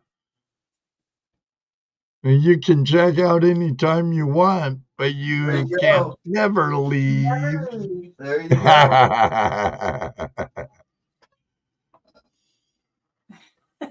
Jason says we've been made, not the deadly kind, but we've been not made. the deadly kind.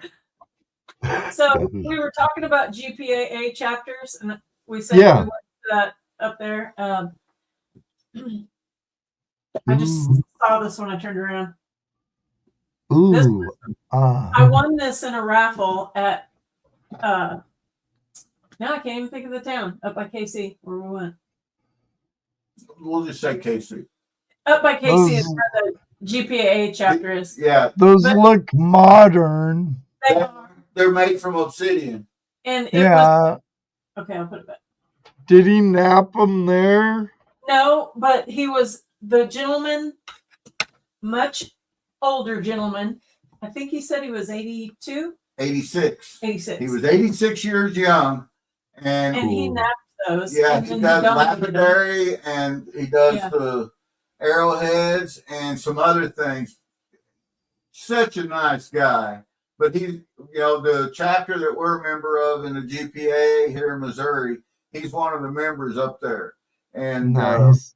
so talented. talented. I mean, he's crazy talented. But all of this stuff that just kind of links in with the gold prospecting and the other treasure fam stuff, everybody just incorporates all of their talents for the good of everybody, and I love that. This guy was just so interesting to talk to, and how he got into the lapidary and napping the arrowheads. And for the life of me, I can't think of the guy's name that he learned it from. It was somebody really special.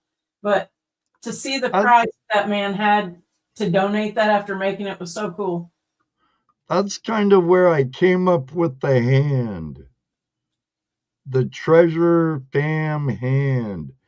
A hand needs every appendage, right? Right. Or it don't work properly. And that's kind of how it seems to be with treasure people in mind. And everybody has a little bit of Goonie in them, Yep. Metal detecting, prospecting, rock hunting, arrowhead hunting, coin collecting, thrift store shopping, yard sales, it's all treasure. Not everyone's treasure the same, but we're all part of the same family. We're all part of that treasure fam hand. Treasure I like fam hand. Now you're going to have to make another one for the treasure mafia. Yeah, I'll have to start working on that. Maybe Gail can help me with it. There you go. There you go. The treasure hand can also be used to slap yourself in the face for taking on another hobby. I'm guilty of that too, right, Bill? Bill's my class clown. Love the guy. Oh, yeah? Toledo Jess. Last time we saw Bill, Toledo Jess had his hands around his neck at the Ohio Gold Show. True story. But hey, it was a loving grasp around the neck. It was a loving throttle. Is that what you're saying? Right, around, right, Bill.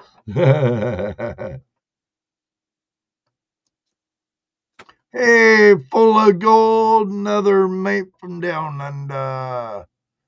From down under. Tomcat. Yeah, he was a really good guest on the show too. He's a detectorist. All kinds of nice. Oh, speaking of it, it did came up a long time ago. My dredging friend Robert DePotti, I've known for a long time, brought it up about any gold porn. You want to see some gold? Oh, they always want to see gold. You want to see some Missouri gold? Yeah, we have a lot of gold porn addicts here in the FlashFam finger of the treasure fam hand. Robert, you still around? See you, Chris. This is all this year Missouri gold. And that is my very favorite. That is the wire gold. Ooh, get it close. Nice. So this is my treasure piece. This is the biggest piece that I've ever found in Missouri. Yeah. Yeah, yet. that's right. Yep. But I have several in here. We have 4 that go over a half a gram.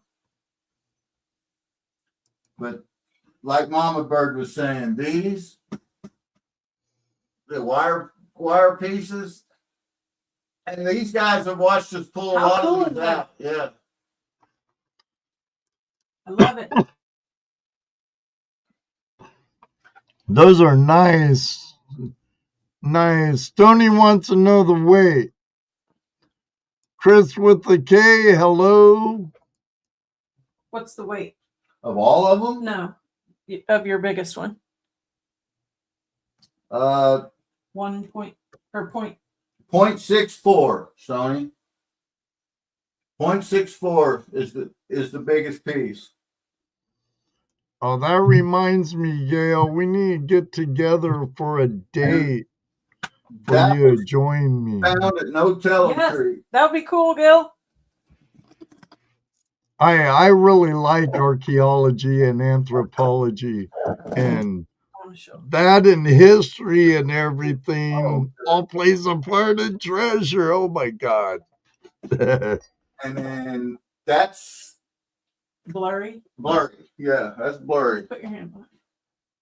Back It's up. still blurry. This is Maine gold. This is what we got in Maine. Nice. Yeah. Not a bunch, but we still got over 2 grams up there. So that's not too bad.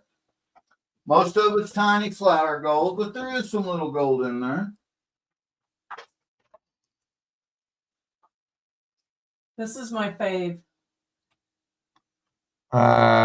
Full of Gold says he thinks his biggest nugget was 28 grams Wow. Wow. of that Aussie gold. Woo-hoo. Hobo Rob says real Oregon Goonie here.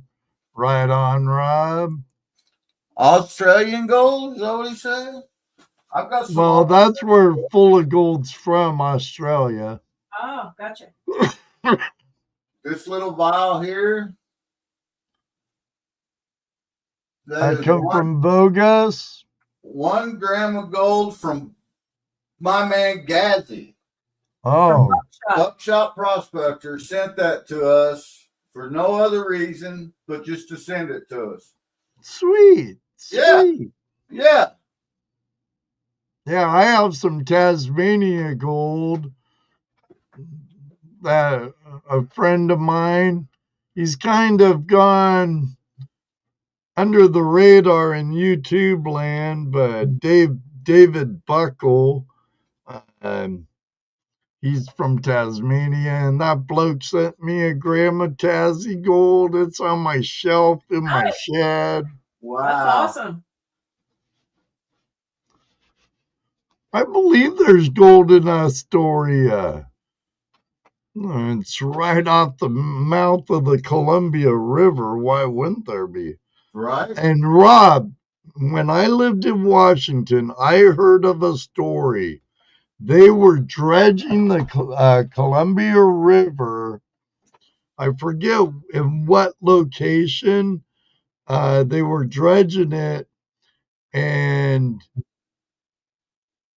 I was told there was a huge nugget that went through the trommel and went back down into the bottom and was unretrievable.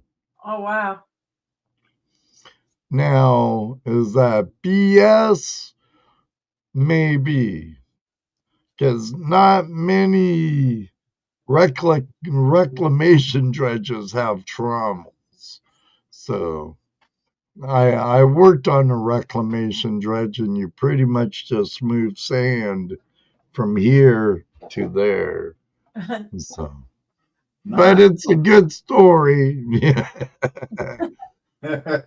Prospectors can be like fishermen, they tell whoppers of stories. Oh, sure. That's part of the fun. Sitting around breaking beer, having a cold beer, and seeing who can tell the biggest story. Mhm.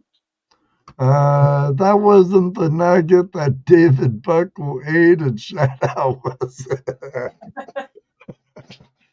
it? It was a lot of flakes and stuff, you know. Actually, I think David Buckle never found the gold he ate in the Nugget Brain Challenge, full of gold. So I think he ended up losing it, if memory serves me right. Bye, Stony. Have a great night, Stoney. Love you, brother. Take care, Stony. See ya, bro. That's when he lives really close to my oldest boy. So, and I found gold in creeks right by where he lives. So, I'll see that guy someday up in Washington. We would love to meet Stoney and Mrs. Stoney. I mean, they're great people. We love watching him on his lives. He's got such a beautiful spot. Oh yeah. I'm always waiting for the Velociraptor to run through because it looks like Jurassic Park out there. That man digs gold every day right behind his house. Very cool. Yeah. We can see his back porch from this creek. Well, know what's funny? Where I lived in Skagit Valley, Washington, GP, I could actually catch salmon and get gold out of the creek that ran through my backyard. Wow. That would be sweet. That would be amazing. And right up the road, the Red Cabin Creek had plant fossils in it. Oh, I would love to find that. Well, I can say with a certain degree of certainty, Ed, that there is gold in my backyard. You know why? I believe it. Because he's found it. No, because he flipped a table over that had two little pickers on it. A .10 and a .12 picker. And when I flipped the table, I went, "Oh God, I didn't move them," and we never did find it. I got so much trash out there, little nails and screws and underground. GP, it's money in the bank, dude. Right? That's right. We know that piece of ground is worth something. Will you hand me that big fossil? No. That's right. Backdoor gold, Tomcat. Ed, Backdoor gold. You were talking about the plant fossils, and fossils is how originally that I got into liking rocks. My dad was an over-the-road truck driver his whole life, and right, Carson? He picked up rocks everywhere that he went, and so we always had rocks to look at and touch. But this was a fossil that he was so fascinated with. Ooh. And now I forgot what it's called. But this, and then he had it. Growing up, I thought it was a petrified like acorn, and then I realized later it was, but I had it identified, and it's a crinoid calyx. So anyway, that nice. whole thing is how my rock hounding thing got started, and then it got incorporated with the Prospector. So actually, Carson, I never throw away my shop sweepings. It goes in the bucket. I classify it. I pan it, and I always find gold in it. It's like, how the hell that gold get on my floor? Oh wow, Rob, that's yeah. Jason, everyone, Doobie Vials will be fully available December 1st. I need to get more dirt and vials before shoulder surgery so I can still make them while I'm down. That's awesome. When is your surgery, Jason? Gail's asking. Belly full of food. David Buckle had backdoor gold. Well, anyone that does the Nugget Brain Challenge does full of gold. I might want to explain that. Wayne Peterson Nugget Brain Wayne Peterson. He's the president of the Worldwide Association of Treasure Hunters out of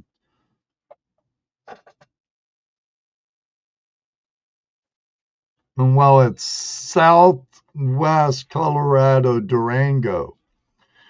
And there's an old live stream where he talks about the Nugget Brain Challenge. When he was a young boy, an old man told him, if you want to find gold, you take like a half-gram nugget,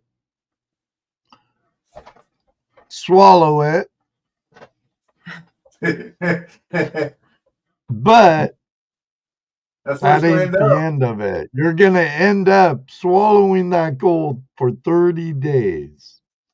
So, okay, you swallow, you defecate, you clean it out, you clean your picker, you do it again and again and again and again and again and again.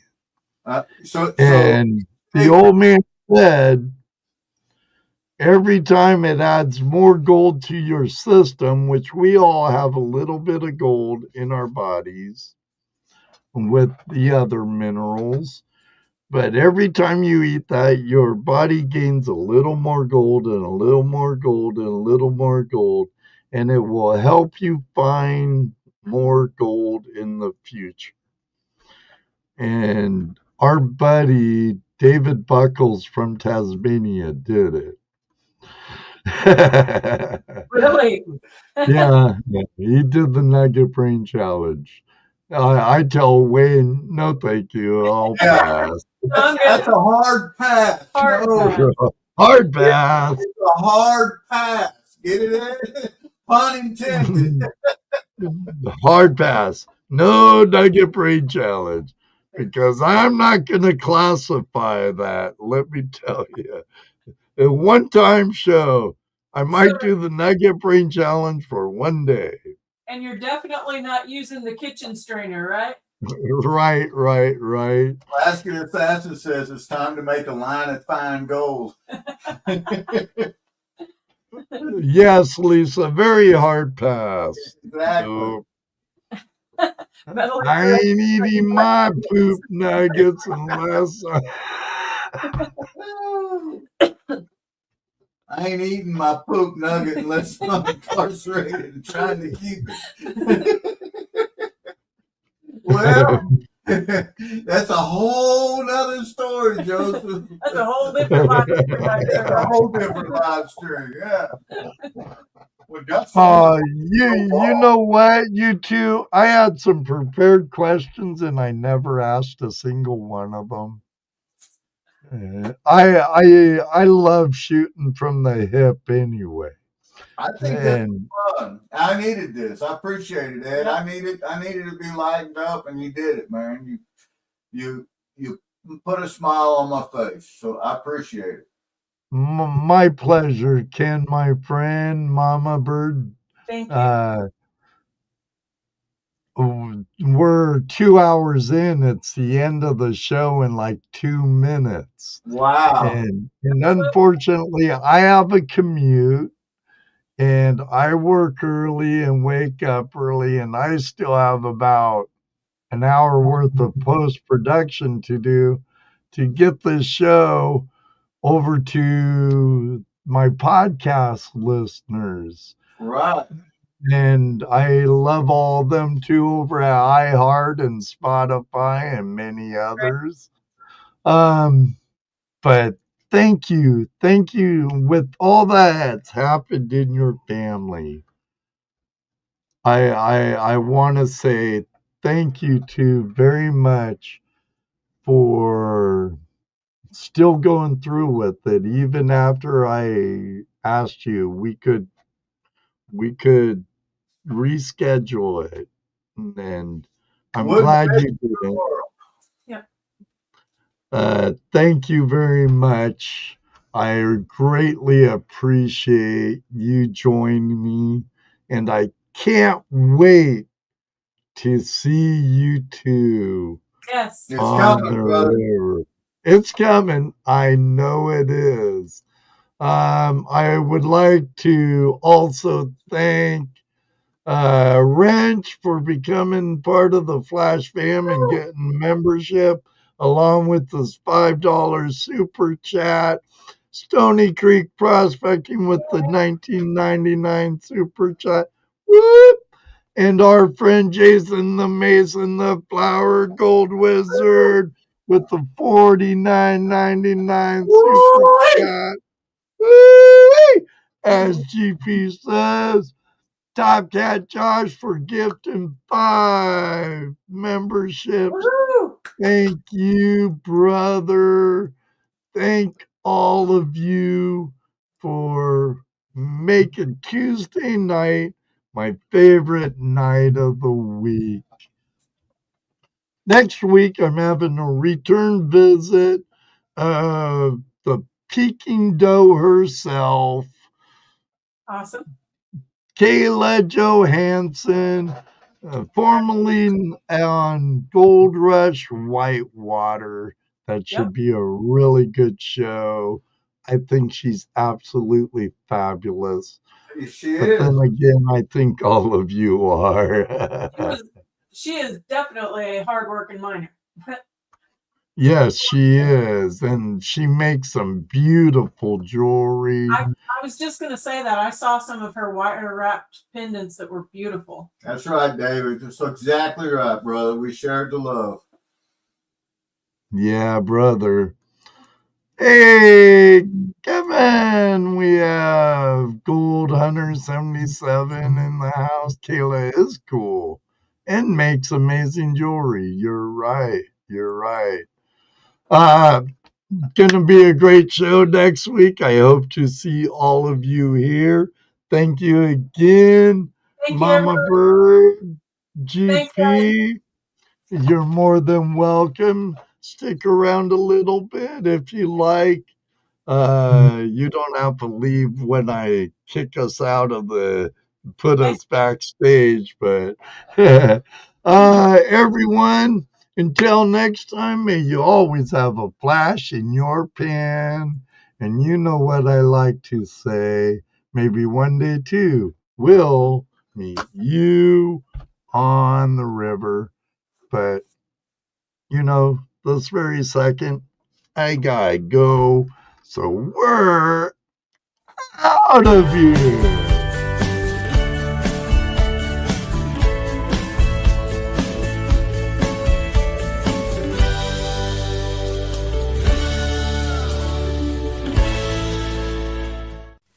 5, 4, 3, 2, 1.